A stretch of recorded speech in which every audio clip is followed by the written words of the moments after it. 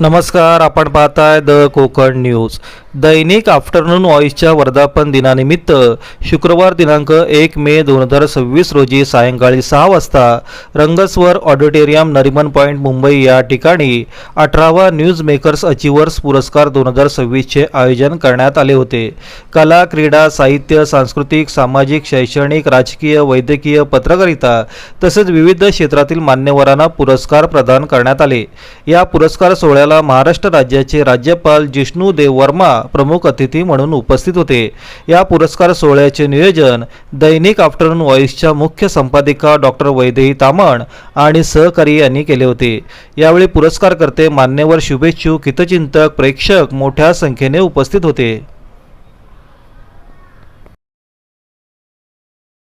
आजचा जो कार्यक्रम आहे तो 18th news makers achievers award आहे.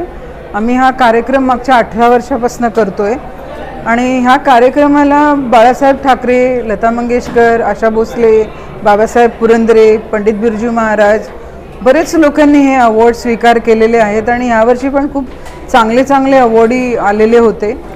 माझा एकच उद्देश आहे हा अवॉर्ड करायचा की जे खूप यशस्वी लोक आहेत त्यांना आणि जे लोक यशाकडे धावतात त्या लोकांना एका छत्रछायेखाली आणून सगळ्यांना एक दुसऱ्याशी भेटवायचं. आता हरिहरणला तुम्हाला जर भेटायचं असेल तर मला नाही वाटत ते शक्य असेल, पण हा एक प्लॅटफॉर्म आम्ही क्रिएट करतो की जिथे सगळ्यांना भेटू शकतात आणि दरवर्षी गाठीभेटी होतात, ओळखी होतात आणि एक चांगली कला ज्यांच्यामध्ये आहे किंवा जे समाजासाठी खूप काम करतात आहेत.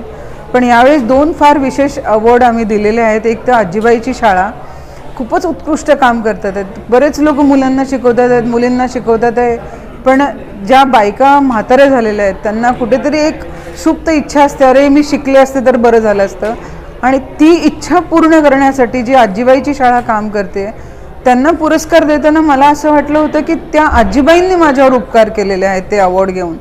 आणि दुसरे मला ते दत्ता बेरगजी जे आहेत जे HIV पॉझिटिव्ह मुलांसाठी काम करतात आहेत आणि तुम्ही बघितलं असेल की ते साध्या कपड्यात ते तिथे आले होते.